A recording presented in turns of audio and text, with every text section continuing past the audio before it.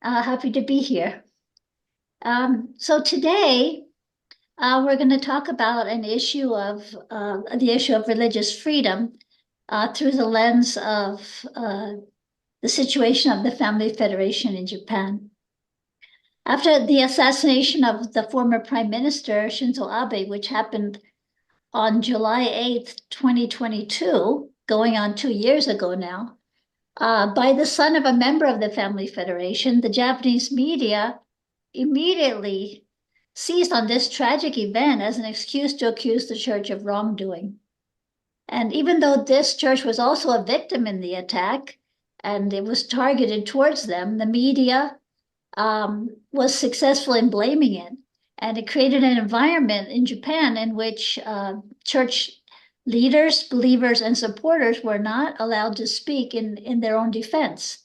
Only hostile voices were broadcast and interviewed, and positive voices were completely blacked out. Politicians also responded to this media frenzy by pledging to dissolve the church, although it had broken no laws. So the question is how we have come to the point in our society where the media in a democratic nation such as Japan, which is a strong ally of ours, can abandon longstanding journalistic ethics and fairness, such as telling both sides of an issue.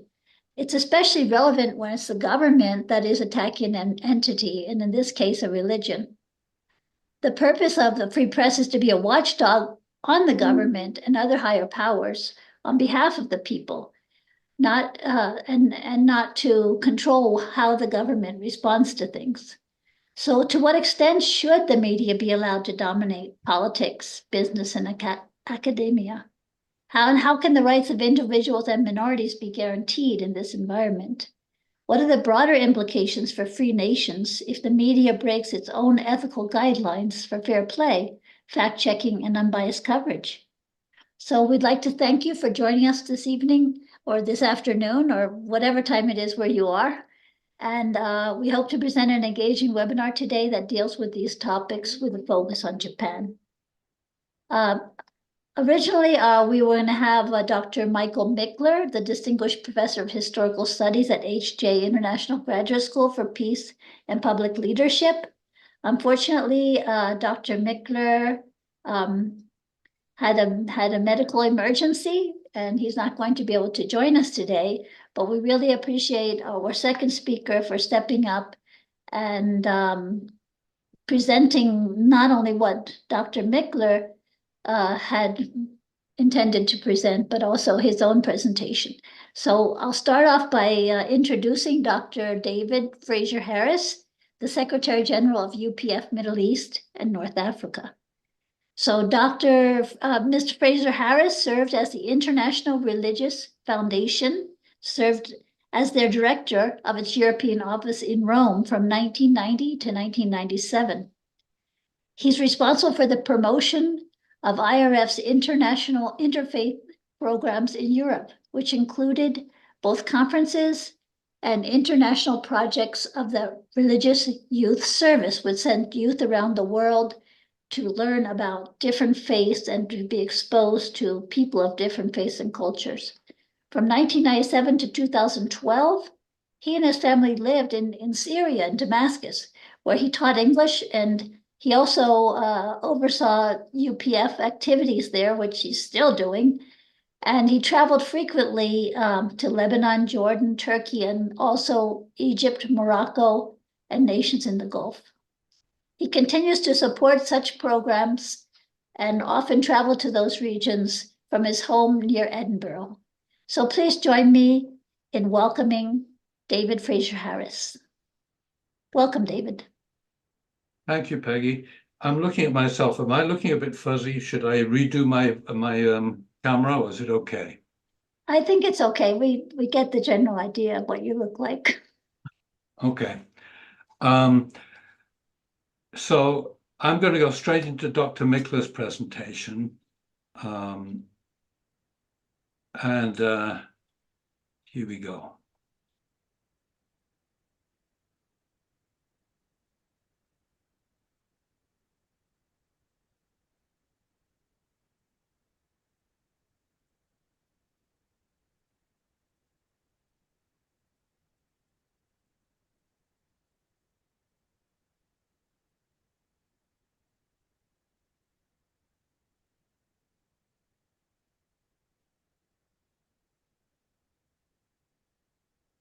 Sorry about this. I'm going to have to stop sharing, try it again.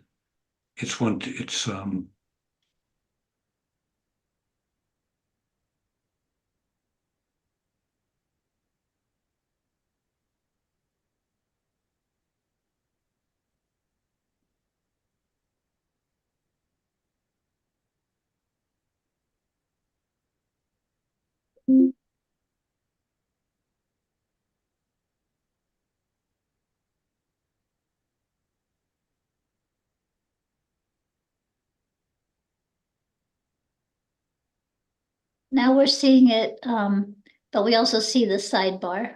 Yes, it's not, it's not, I don't know what I can do. I think this is fine. We can't read those on the side because they're too small, but we definitely can see the one that's highlighted. Okay, my apologies. I had this ready beforehand. Oh, Issues at stake in the struggle over the Family Federation Unification Church's corporate status in Japan. An overview of Dr. Mikler's talk.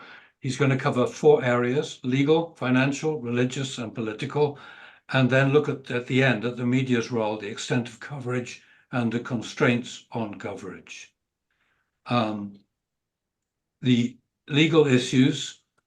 Japan has 180,000 registered religious organizations, and they are supervised under the jurisdiction of Japan's Ministry of Education, Culture, Sports, Science and Technology, known as MEXT. The order for the dissolution, or rather the background to dissolution, is as follows. Only 2 religious corporations in history in Japan have been ordered to dissolve since 1945. One was Aum Shinrikyo, a Buddhist sect, which most of us will know, released sarin gas into the Tokyo subway system in 1945, killing 14 and injuring more than 1,000. The other was the Myokakuji Temple, which was dissolved in 2002 for corporate fraud. The leaders of both groups were criminally convicted and jailed, and in Aum's case, executed. In both cases, the group's assets were liquidated. What this slide doesn't say is that there are also other organizations that dissolution was requested who had been convicted criminally, but were not dissolved. Here we look at the issue of criminality, and that's why I added that comment, because we see the dissolution standard applied in those 2 cases was a breach of criminal law. And that on October the 18th, Prime Minister of Japan stated that under Japan's Act of 1951, violations of law do not include civil torts. But the next day he changed his mind. On October the 19th, he stated that civil law actions could be included. The action against the Family Federation was brought not because it violated criminal law, which it hasn't, but on the grounds that it acted in breach of civil law and order. The vagueness of this claim will have a ripple effect, broadening the application of dissolution requests to other unpopular religious groups. In other words, it's lowered the bar. Another legal issue is complicity. The standard applied in the 2 previous dissolutions was that criminal acts were committed by the representative officers of a religious corporation using property acquired and accumulated in the name of the organization. In the case of the Unification Church, in 2009, the police raided several Unification Church centers, but failed to discover documents or evidence linking the church to illegal activities. The Family Federation has been subject to lawsuits and civil judgments over donations, but no officer of the church has ever been charged, much less convicted of criminal violations. Financial issues. Financial issues have been a major source of controversy over the unification movement in Japan. Separately incorporated businesses operated by unification movement members allegedly employed what have been called spiritual sales, such things as fortune telling, in generating profits donated to the Unification Church. From 1987, these companies were subject to civil lawsuits and out-of-court refund settlements.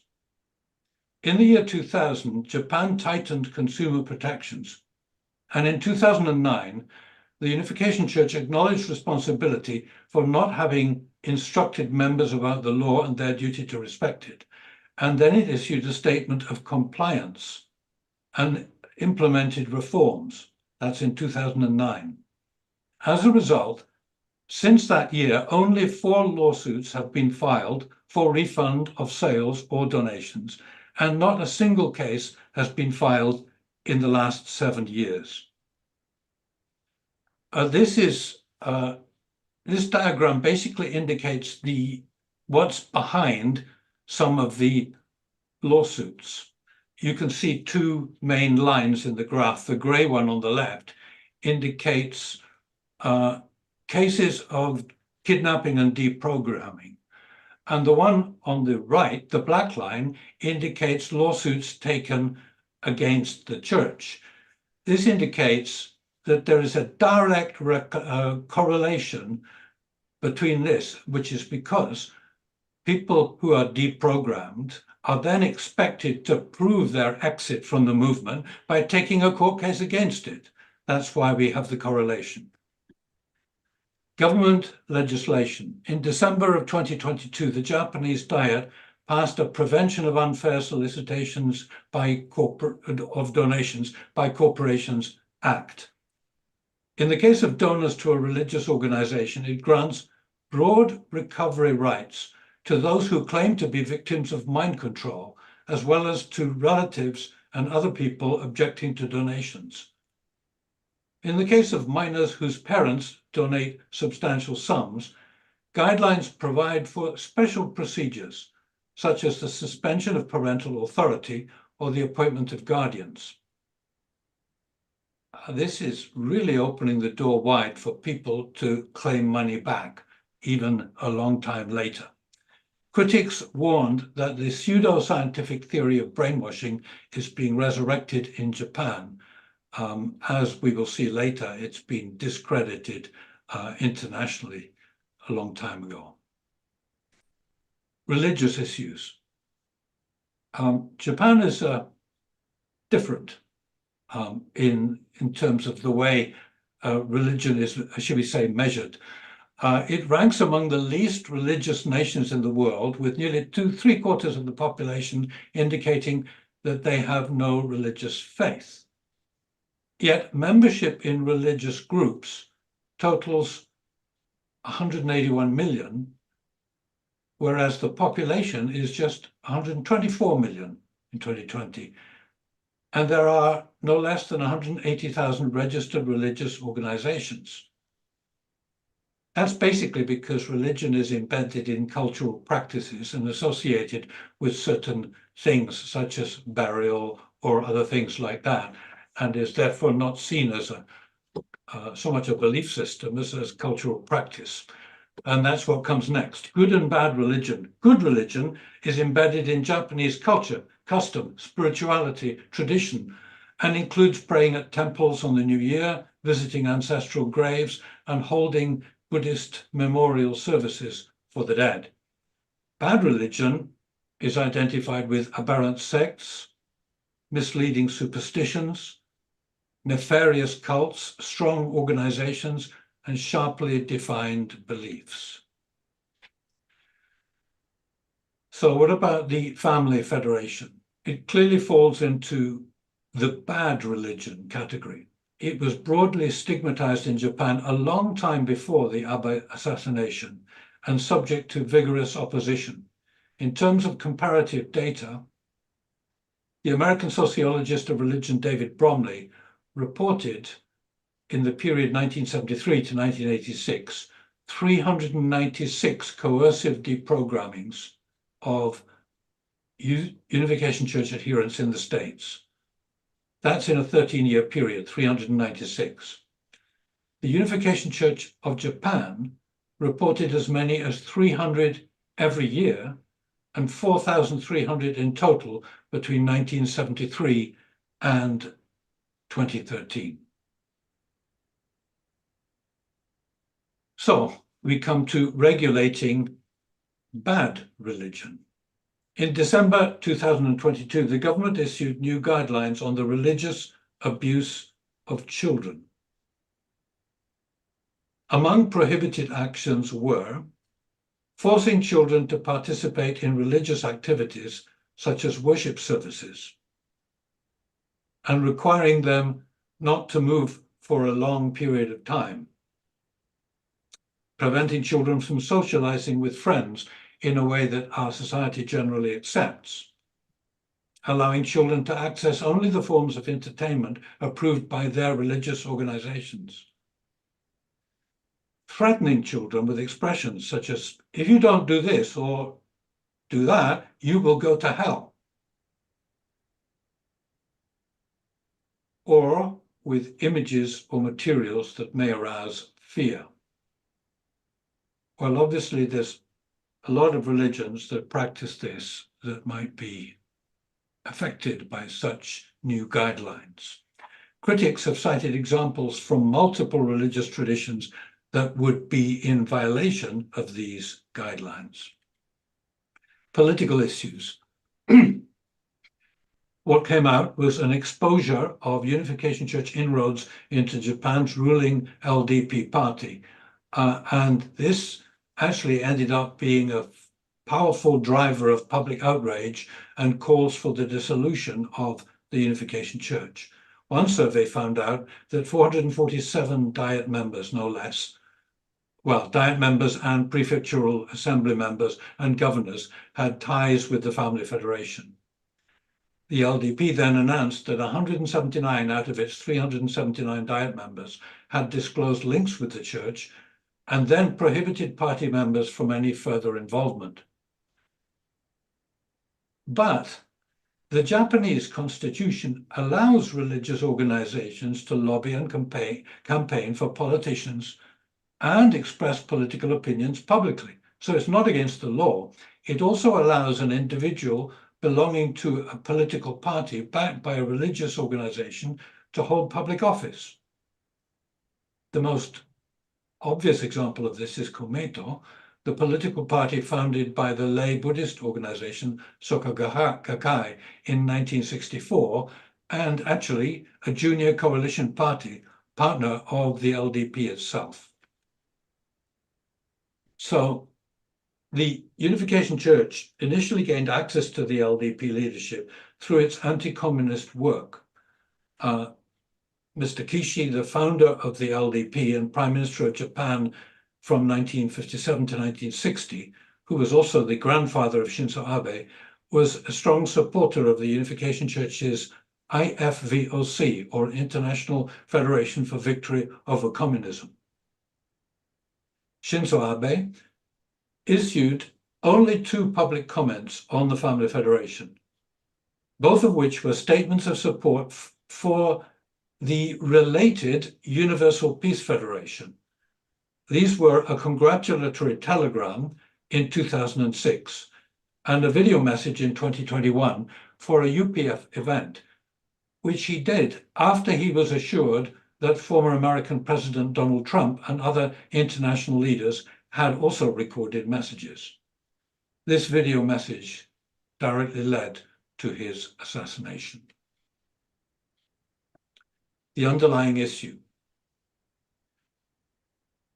According to a prominent scholar of Japanese religion and culture,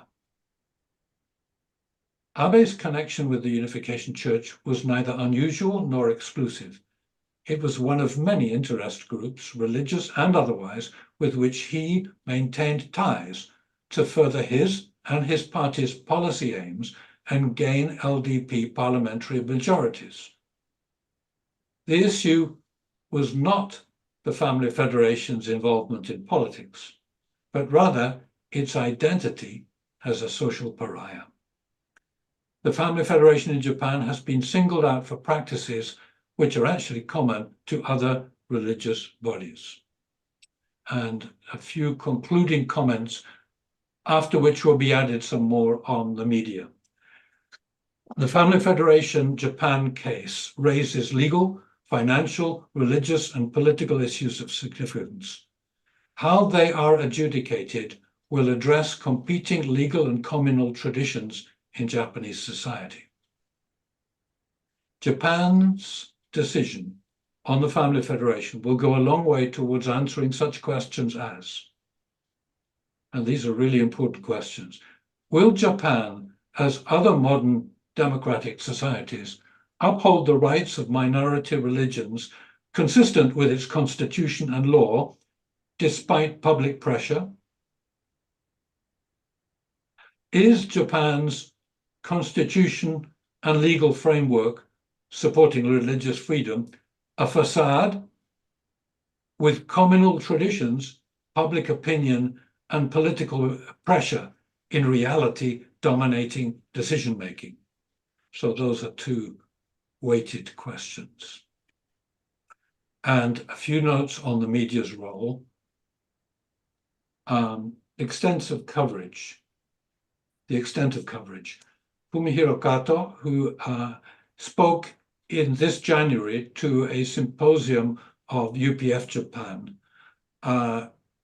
gave a very detailed analysis of Japanese newspaper and newsagents' Twitter posts from 2009 until May 2023.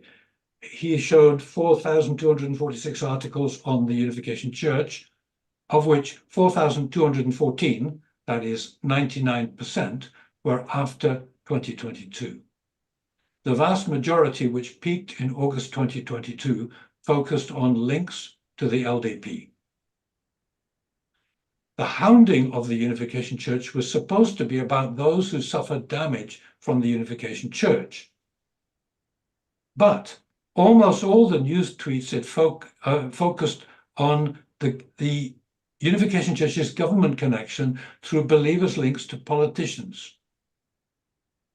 Even though believers' links to politicians are legal and common. The number of Google searches for the church from 2004 shows little volume, and then a surge from July 2022 and sluggish interest from 2023. Very small compared to other Japanese religions, and a decrease correlated to a decrease in news tweets. And so Mr. Kato's conclusions from his study: if the Unification Church had caused harm on a regular basis locally, there would have been a large number of searches related to that. Events surrounding the Unification Church were not a major issue in Japan. The hounding of the Unification Church was something that only a very small number of people became frantic about. Reporting on the Unification Church was a phenomenon where opinion leaders and mass media influenced the commotion by asserting, with very little evidence, that the church is controlling Japanese politics. Before July 2022, anti-Unification Church activists had very little influence. Afterwards, the media transformed their activities and assertions into a huge illusion. Constraints on coverage. Japan has the lowest ranking among G7 nations on media freedom. In 2023 rankings on world press freedom, the NGO group Reporters Without Borders, Japan was ranked 68th out of 180. And restricted government-approved Kishikarubu, or press clubs, are one of the main reasons for this. Once the Kishida government distanced itself from the Unification Church and labeled it a social evil, reporters limited themselves to one-sided negative stories. Near universal censorship has resulted in a press disaster and information disaster for the Unification Church and Family Federation of Japan. So I will conclude here the presentation of Dr. Mikla, and I'm going to pass back to you, Peggy, and take a breath, and then I'll start the other one when you're ready. Okay, thank you so much. That was very informative. And I found it very interesting that you said that even though it was supposed to be the civil cases that were the focus, that it was actually the political connections that got all the press coverage. And I was wondering if you think maybe the media attacks were a way by linking the church to the LDP, was it a backhanded way of weakening the LDP support in Japan? Yes, actually, I come to that in my own presentation. There's definitely a strategy behind it. Okay. And there's a very specific reason for it happening like that, I think. So shall I go right on? Sure, go ahead. Let's hope this one works better. If not, I'm going to close it and restart it so that I can show the full thing. No, it's doing the same thing to me, so I'm going to close the PowerPoint completely. Forgive me for a minute. I'll let you speak for a second, Peggy. Okay. Well, I'm gonna call on Cheryl Wetstein, who's our third speaker, to give a comment. Cheryl is a longtime media reporter with the Washington Times. Cheryl, are you there? Yes, and in Japan, the last point there about press clubs that control their members and who are responsive to the government, all of that is very unusual in my experience. We have press clubs. In fact, I was a secretary of the New York Press Club, but under no circumstances did we tell people what to say, what to report, who to go to, who to steer to or steer away from. So I don't understand what's going on in Japan, but what was mentioned by Dr. Mickler's material is that there was undue influence and sort of a follow the leader kind of attitude, which is opposite of independent news gathering. Yeah, absolutely. Are you ready then? Yes, I'm going to try again now, if that's okay. Thank you, Cheryl.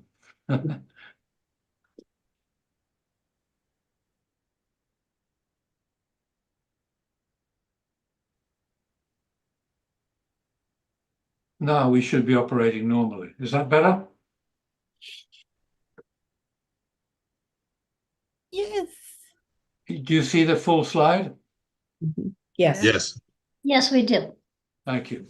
This title is taken from the words of Katrina Lantos Sweat, who, as you know, has a priority role in religious freedom issues in the United States. This was to a webinar done by the HJI recently, and she described what's happening as troubling and undemocratic efforts to dissolve a minority community. I'm going to speak briefly about a number of things, and I'm going to look at kind of a historical and global context as well.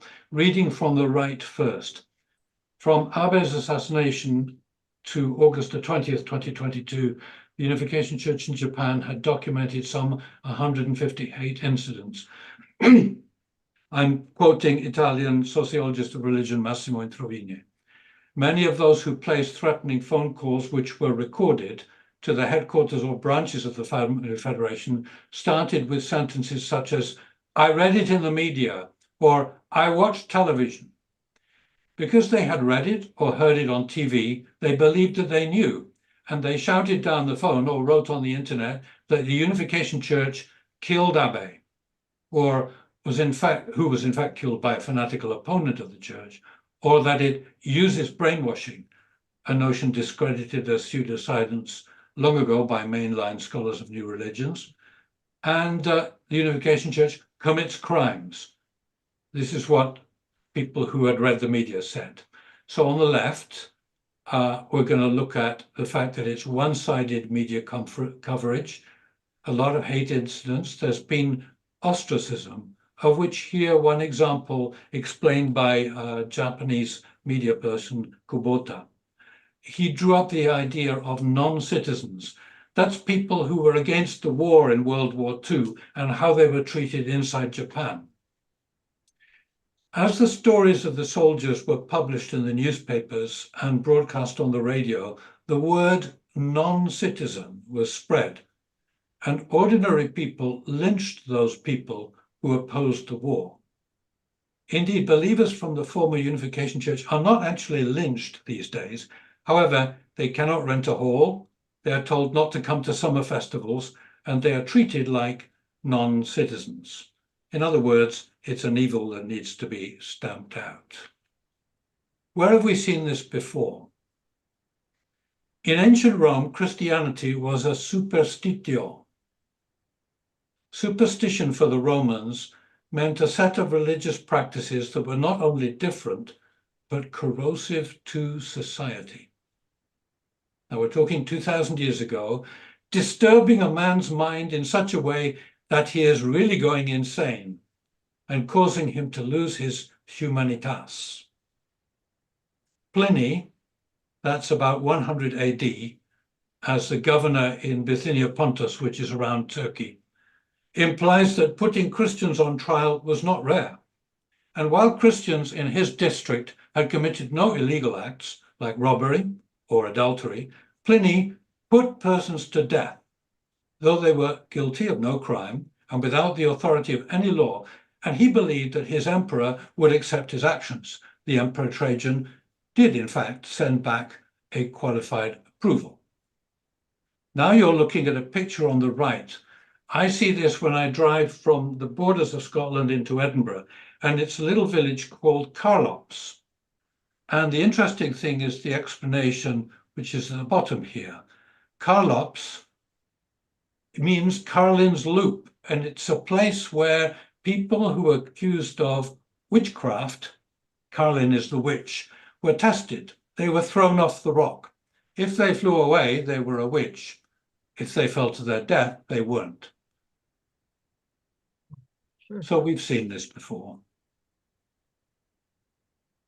In the Roman Empire, this is still the time of Pliny, 100 AD. Non-citizens who admitted to being Christians and refused to recant were to be executed for obstinacy. But citizens were sent to Rome for trial. And here's a Japan example from 400 years ago. The man in the middle of this picture is treading on something. And this is called a fumier, literally stepping on picture in Japanese. It was a likeness of Jesus Christ or the Virgin Mary. And the usage of fumier began in 1629, when the persecution of Catholics began in Nagasaki. Government officials would make suspected Catholics trample on the pictures. If they refused to renounce the faith, they were tortured and executed. This is what you do with people who have the wrong religion. Here's a few more examples.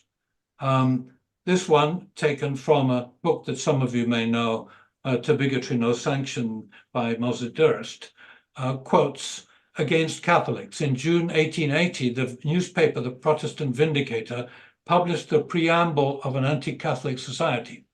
And it said, whereas the influence of Romanism is rapidly extending throughout this republic, endangering peace and freedom of our country, therefore, being anxious to preserve the ascendancy of pure religion and to maintain and perpetuate the genuine truths of Protestantism unadulterated, there we are. So we've got the right religion and we're going to get rid of the wrong religion. But just 10 years later, on the other side of the pond, as we call it, in Eastbourne in the UK, it was the Protestants who were getting the same treatment. Following the opening of the Salvation Army Corps there in 1890, the local authorities received complaints that Salvation Army's meetings would be injurious to the comfort of visitors. Salvationists began to be repeatedly charged with public order offences. When large groups arrived in Eastbourne to support imprisoned Salvationists, they were attacked by large mobs or were themselves prosecuted. Violence against Salvationists became common, and the authorities refused to prosecute their enemies. In the meantime, in Japan, the same thing was happening. Again, 1829 here. As late as 1829, 3 women and 3 men were paraded through the streets of Osaka and crucified for being members of the evil cult of Christianity and recruiting followers through the use of, wait for it, black magic. So the spark, why did it happen? I mean, why did it happen in Japan? I've got a theory. In July 2022, according to Massimo Introvigne, there was no unification church problem in Japan.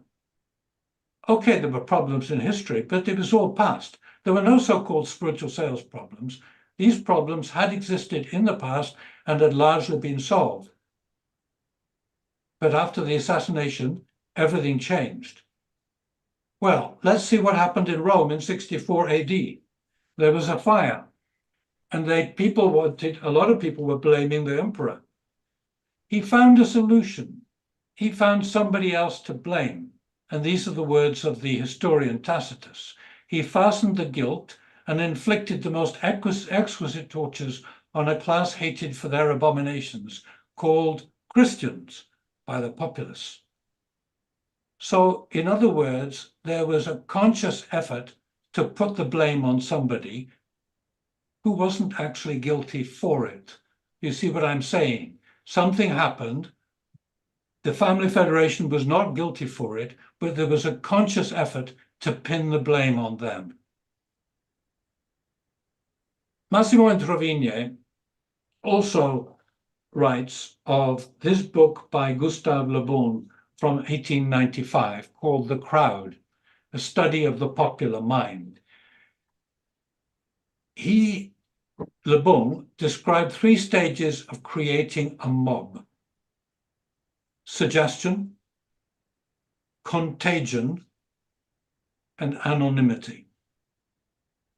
And Massimo Introvigne says this is a perfect explanation of what's been happening in the case of the Unification Church in Japan.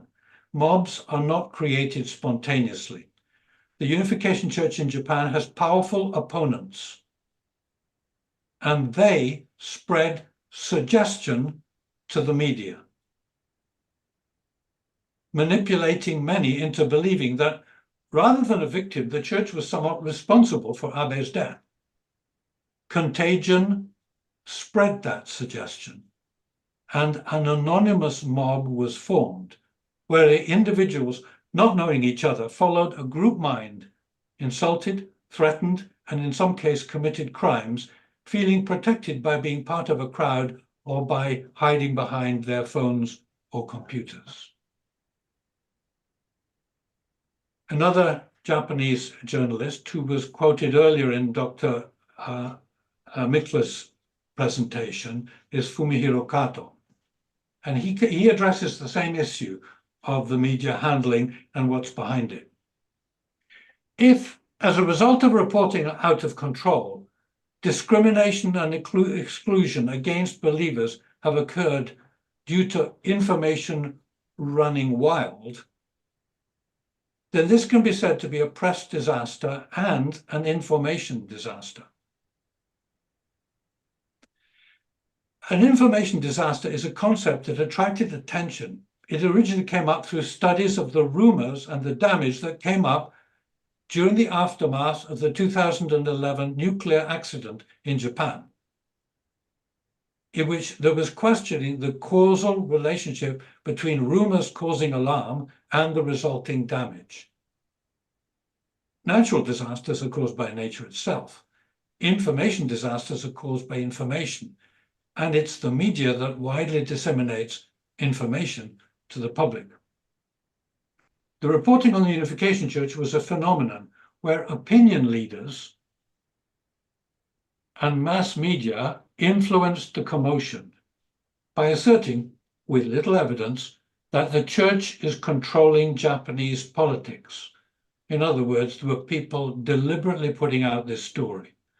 Although the relationship between the Unification Church and politics was constantly brought up, the frenzy was limited to a very small segment of society.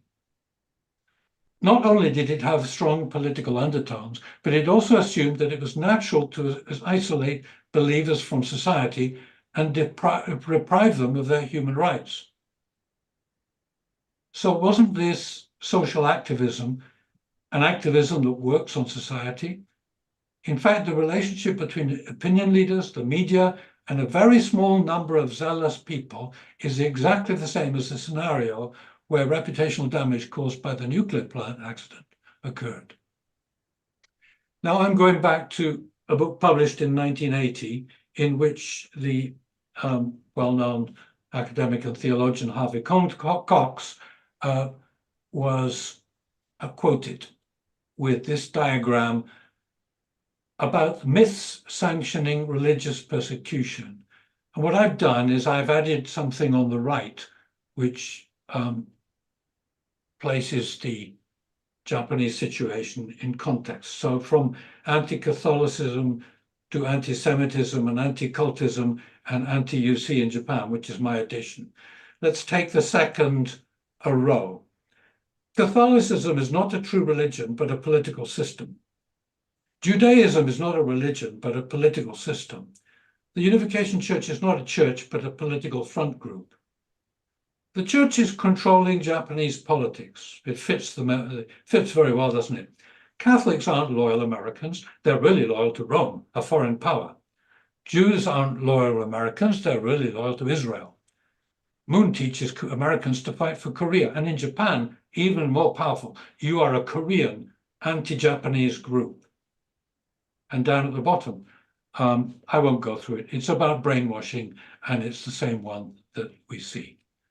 In 1986, in providing evidence for a court case in the United Kingdom about the Unification Church, an attempt by the government to close it down, Brian Wilson wrote an extensive affidavit about the media.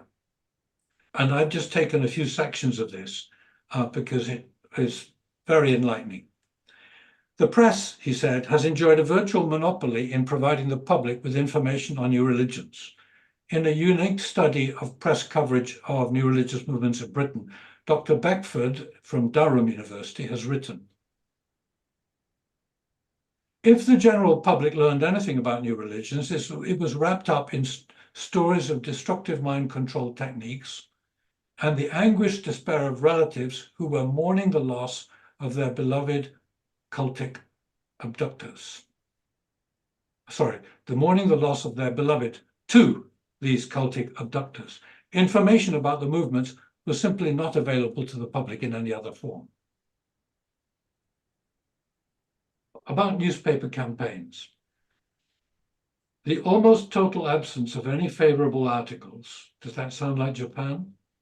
Or even of favorable references within articles, must call into question the objectivity of anything reported in the course of such a newspaper campaign.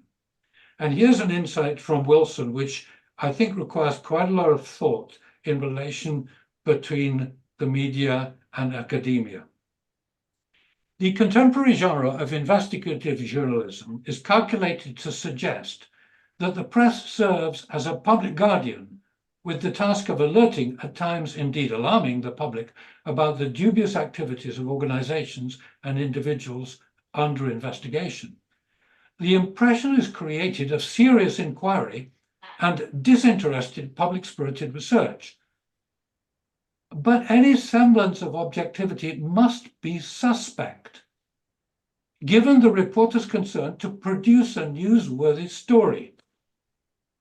Investigative journalism is not disinterested in the way which is true of academic inquiry. The necessary implication is that there is something to investigate. Reports which fail to demonstrate that an investigation was justified are not published and count as a journalistic failure. Moving to the law, Katrina Lantos-Sweat said in the webinar I cited earlier, she talked of using the cloak of legality to target anyone.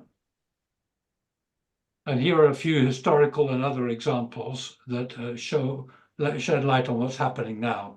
In America in 1981, there was a law that people were trying to get passed.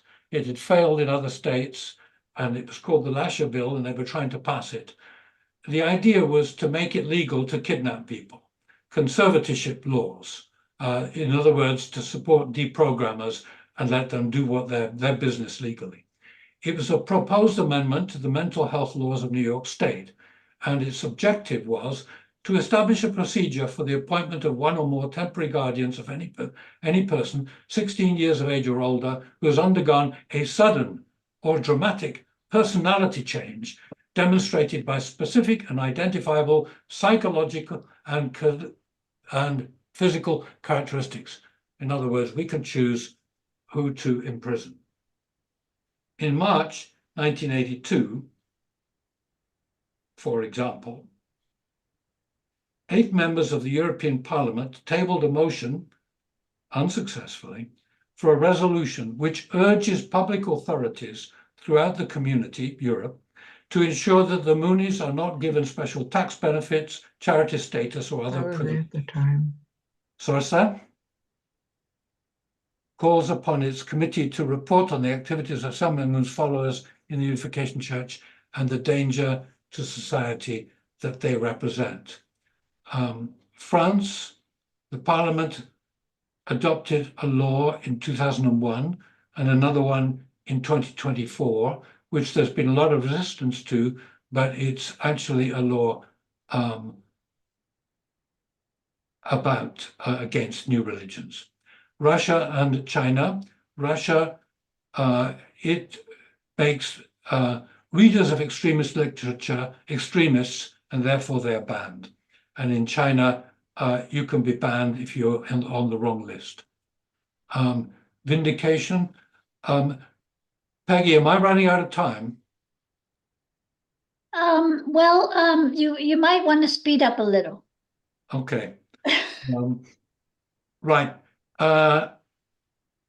Vindication. I think I've got about 3 slides to go. Okay. In the United States, there were great cases in the 80s where the bona fide status of Unification Church as a religion came up. Look at the bottom one here on the left. For missionary visas. The Unification Church, by any historical analogy, philosophical analysis, or judicial precedent, must be regarded as a bona fide religion. And on the right, Austria had its status suspended in 74. In 98, it was very clear that the changing of the law was intended to block the Unification Church from getting recognition. But by 2015, it was recognized as a religion, and Spain also won a case being recognized as a religious group. Again, I'm skipping it in order to keep some pace. The lifting of the Schengen ban in 1995, Reverend Moon and his wife were listed basically as undesirables. And the reason, in the opinion of the German government, the Moon movement is one of the so-called youth sects, and they represent risks for social relations. And the aim of all the activities was to establish a world governed by Korea. A public appearance of Mr. and Mrs. Moon would encourage the spread and lead to a reaction. After 12 years, it was reverted. And in the statement in 2007, in a German court, they said that over the past 10 years, there was not a single case of a member of the Unification Church being prosecuted, let alone the church itself as an institution. The British government attempted to remove the charitable status of the church following a court case in 1981, calling by 150 members of parliament to remove the charitable status. The Charity Commission investigated it for 2 years and declared that it could not do that. So the government took the Charity Commission to court, and all the reasons on the right is why it was taking the Charity Commission to court, not the church, the Charity Commission. The Attorney General in 1988 climbed down. He said there was no evidence, a complete lack of a case to answer, and they had to pay a large sum of money back to the church because the evidence was unreliable. And this is a short look at the different roles of mainstream religions, anti-sect offices, Protestant and Catholic in Germany, statements by the Japan Christian Council calling the Unification Church a cult and saying that its actions have caused grief.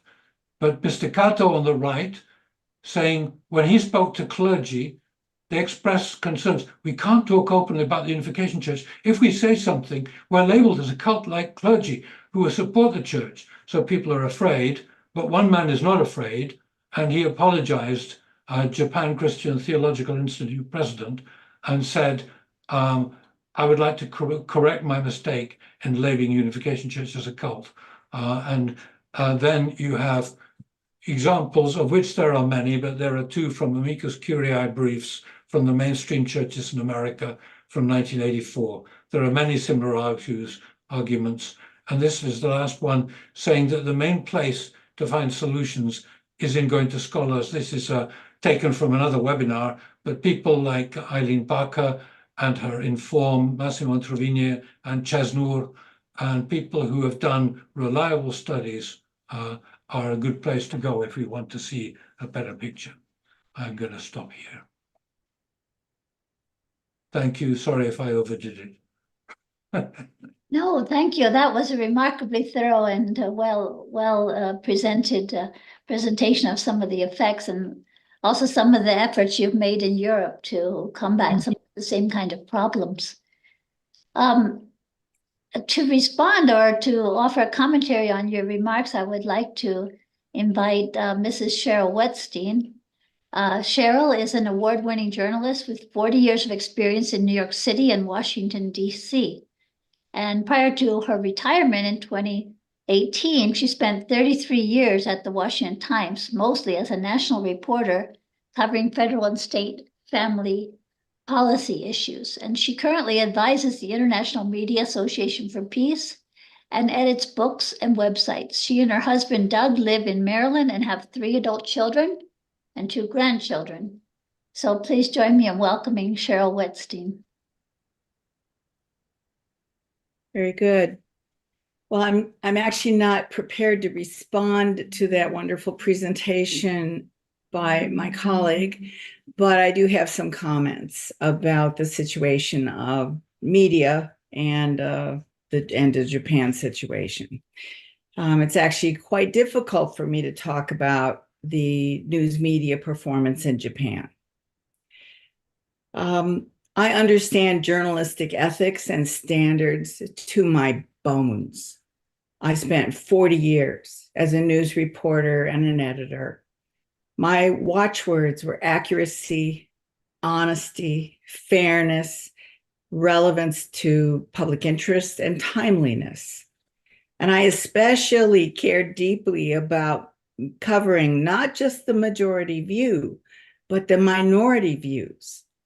Readers need to see the best arguments, pro and con, because they have to make up their minds about the issues at hand. And my sacred job, which I took it so seriously, I'll call it sacred, was to gather those viewpoints from as many directions as I could and present them as fully and honestly as possible.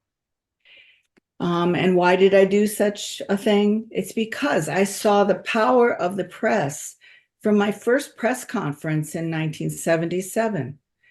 The news media is the most influential force in the modern world because it informs and shapes public opinion. The news media can and should be a positive, constructive force in an educated society.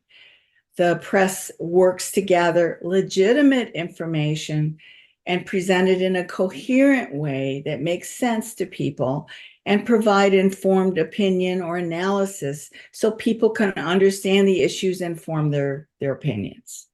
But when this bedrock formula is abandoned, the press can become a destructive force.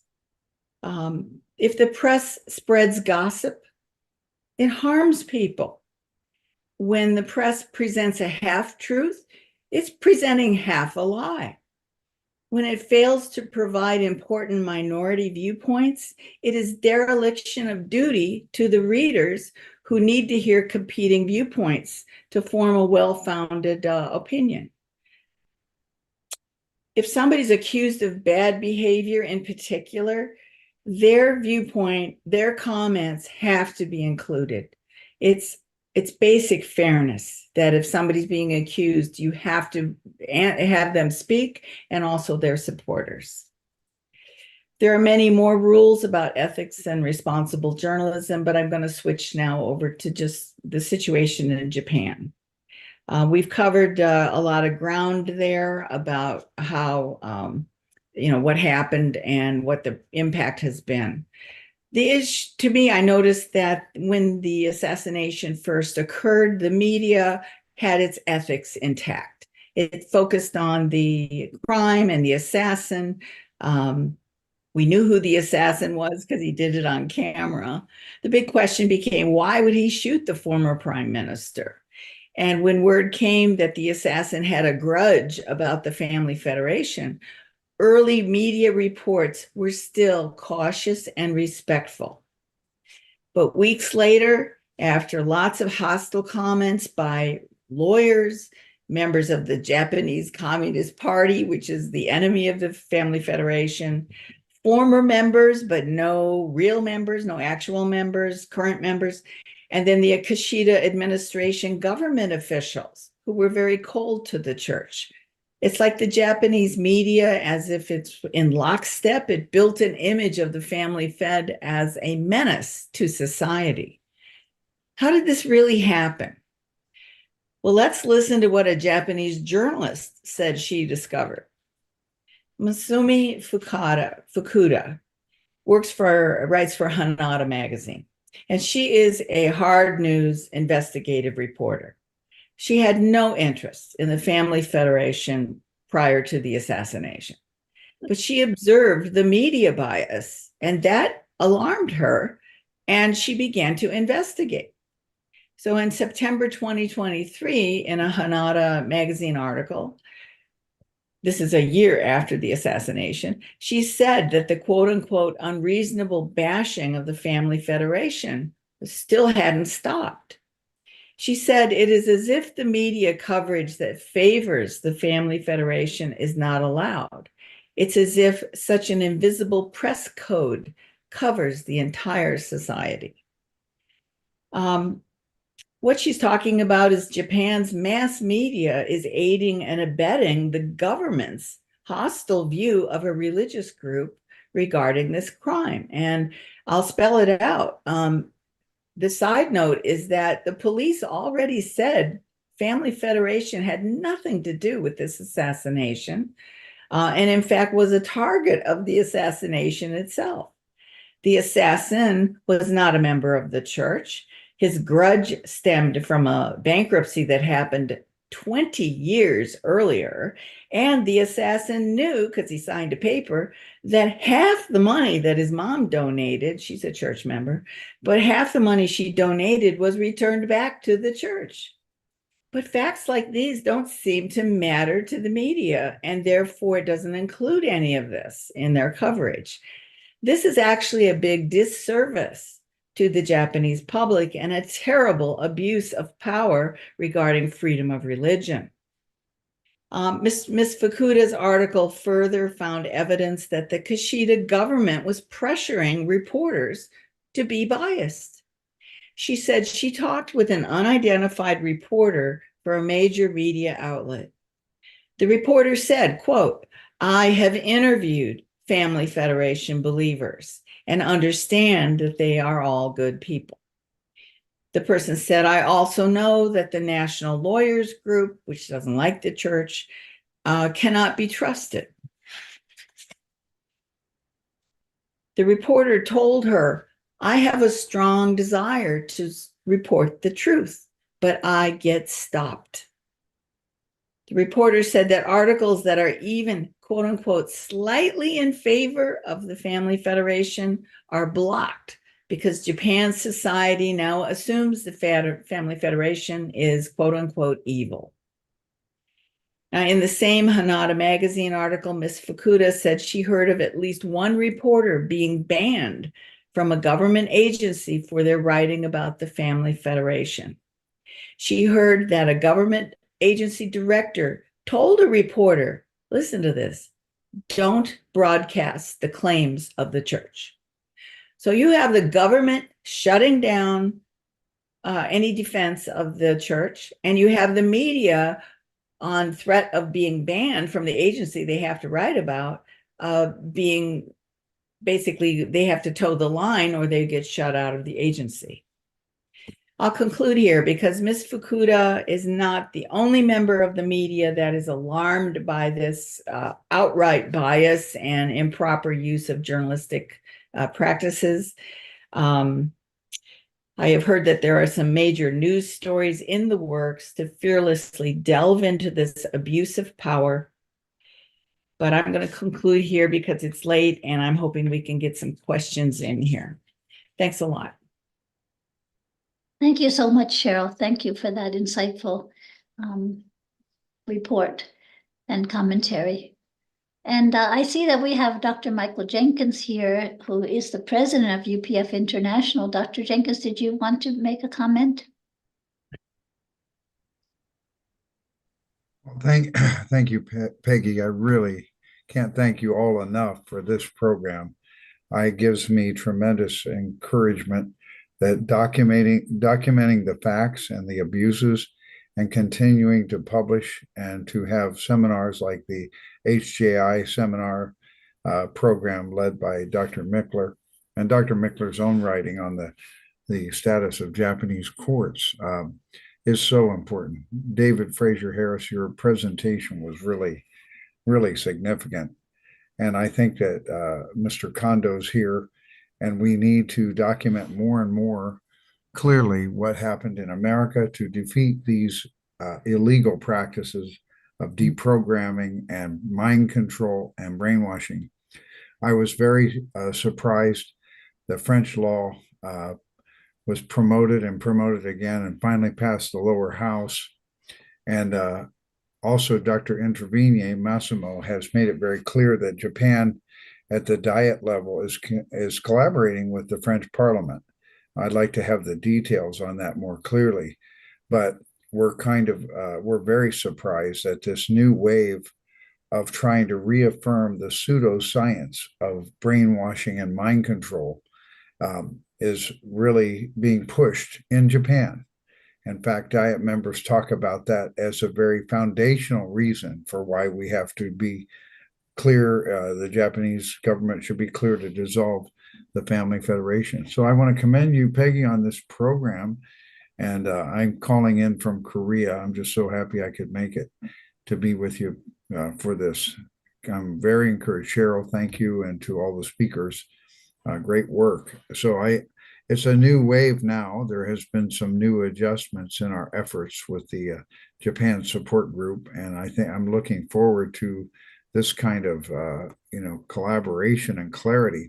We're so fortunate to have Massimo Intervigne as a great religious freedom scholar and ally, because his documentation is so extensive and so rapid. I'm sure he will be very excited to document many of the things that were stated here. The religious freedom expert community across the world is becoming very, very strong on the clarity about this injustice of the persecution of the Unification Church Family Federation in Japan. That's a big accomplishment. Also, we have our friends at the State Department, the Office of International Religious Freedom, Ambassador Hussein has taken positive steps to recognize this. We're hoping it will really be shown in the Religious Freedom Report. But I'm also encouraged by the different religious freedom programs and organizations. I think the International Religious Freedom or Belief Alliance is very, very important. And their chairman, Robert Rehak, is also in support. Dr. Katrina Lantos Sweat is widely respected as a prominent Democrat and two-time chairman of the U.S. Commission on International Religious Freedom, which was created by Congress and is the official body of the United States, relating with Congress and the White House, to really document these things. And Katrina has been so outspoken. And again, on the HCI webinar, she once again brought up that, Japan has to be addressed. For her, this is the most serious religious freedom violation in the world, even though there's horrific tragedies and genocide, and we can't compare with that kind of violent evil and tragedy. However, because Japan's a major leader of the world, one of the top leading nations of the world is a liberal democracy, her concern raises urgency that if Japan destroys religious freedom, which it's on track to do, with the Jehovah's Witnesses also are now being really, really attacked, and it will spread to anybody they don't like. But because it's a major world leader in liberal democracy, she's saying this is the most serious religious freedom issue in any of the free world right now. So thank you very much, Peggy. Thank you for including me. Thank you, Dr. Jenkins. Thank you. And we want to thank everyone for joining us today. And we kind of have gone over our time. So we're not going to be having time for question and answer.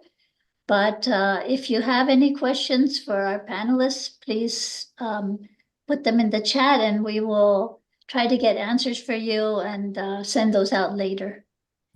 So again, thank you for joining us. We hope you appreciate this program. We want you to know that Pierre has put in the chat the Facebook page as well as the YouTube channel where you can see all of the IMAP webinars, past and present. And we hope that that if you really enjoyed the program today, that you will share those links with others. Thank you again and have a wonderful day. Bye. Thank you.